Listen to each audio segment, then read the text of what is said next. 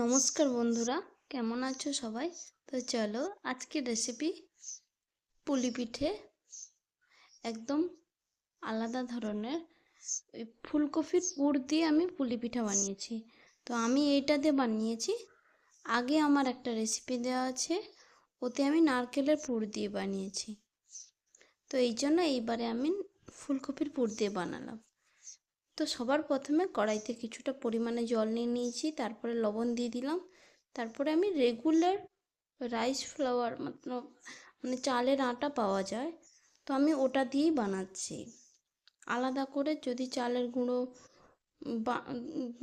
বাড়িতে বানাতে চাও তো বানাতেই পারো, কোনো অসুবিধা নেই, বাট আমি করিনি। আমি রেগুলার চালের গুঁড়ি নিয়ে গরমের মধ্যে জলের মধ্যে দিয়ে ভালো করে মেখে নিয়েছি, একদম শক্ত শক্ত ডো করে নিয়েছি। আর এদিকে আমি নিয়েছি ফুলকপি। তো ফুলকপিটাকে প্রথমে আমি গ্রেট করে নেব। গ্রেট করে নিলে না একটু সুবিধা হয়। ব্যাস, আমার ফুলকপিটা গ্রেট করা হয়ে গেছে। এবার চলো পুরটা বানিয়ে নিই। তো পুরটা আমি বানাচ্ছি পুরো ঘি দিয়েই বানাচ্ছি, তোমরা চাইলে তেলও দিতে পারো। আমি ঘি দিলাম, আর একটু হিং দিলাম, আর দিলাম একটু কালো জিরে, আর একটু জিরে। ব্যাস, এটা দেওয়ার পরে একটু ফুটে এলে তখন আমি ওর মধ্যে ফুলকপিটা দিয়ে দিলাম। ফুলকপি দিয়ে ভালো করে ওর মধ্যে নাড়তে থাকবো।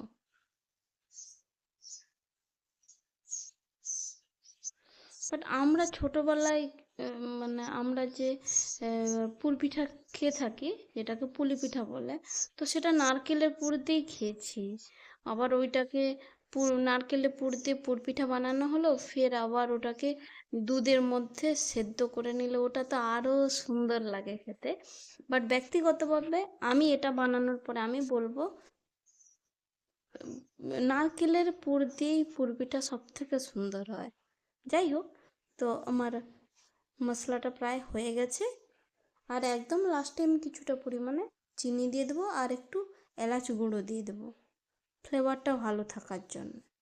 চিনি আর এলাচ গুঁড়ো, বাস, আর কিছু দিতে লাগবে না।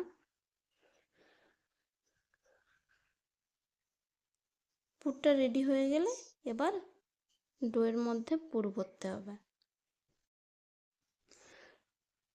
ও হ্যাঁ, বলতে ভুলে গেছি, একটু পরিমাণ অনুযায়ী লবণ আর হলুদ দিয়ে দিলাম, আর একটু জিরে গুঁড়ো। ব্যাস, আর কিছু দিয়ে ভালো করে মাখিয়ে নিলে একদম গোল গোল মতো হয়ে গেছে।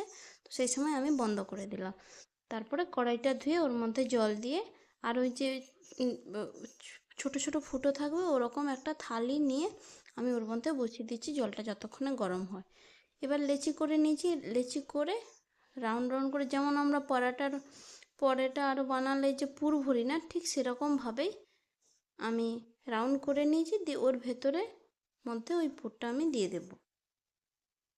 দিয়ে ভালো করে দু সাইডে সিল করে দিতে হবে।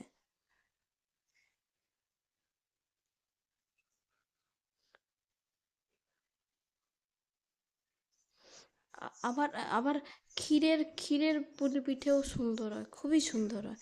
আবার ওই যে মিষ্টি দোকানের সে যে মাখা সন্দেশ পাওয়া যায় না, ওইটা দিয়েও পুর পিঠা বানাবে, আরও ভালো হয়, হেবি সুন্দর হয়। পুর পিঠার কত ধরনের প্রসেস হয়। তো তোমাদের এখন পিঠে পুলি চলছে না, পৌষ মাস মানে সবার বাড়িতে হচ্ছে, তো সবাই যে যার মতো পছন্দ মতো বানাও। তো আমি এটা বানিয়েছি, তোমরা চাইলে তোমাদের পছন্দ মতো বানাও। ফার্স্ট একবার একবার এইভাবে বানিয়ে দেখতে পারো। তো পিঠেগুলো বানানো হয়ে গেছে, এবার আমি সেদ্ধ হওয়ার জন্য থালিটার মধ্যে দিয়ে দিলাম। সবগুলো দিয়ে ঢাকনা দিয়ে দেবো, তাহলে তাড়াতাড়ি হয়ে যাবে। আমি এই কটাই বানিয়েছি, বেশি বানাইনি, কারণ খেতে তো আমরা দুজনই না, ওই জন্য বেশি বানাইনি। ব্যাস, ঢাকনা দিয়ে দেবো, হয়ে গেছে। আর তবে সত্যি বলছি, আমি আমার ব্যক্তিগত মতামত থেকে বলছি যে আমাদের নারকেলের পুর দিয়ে বা ছানার পুর দিয়ে বা হচ্ছে ওই যে সন্দেশের পুর দিয়ে পুরপিঠা সব থেকে ভালো হয় এই ফুলকপির পুর বাদ দিয়ে। বাট আমি রেসিপিটা বানিয়েছি, জাস্ট তোমাদেরকে বললাম। গুড় দিয়ে এটা খুবই ভালো লাগবে।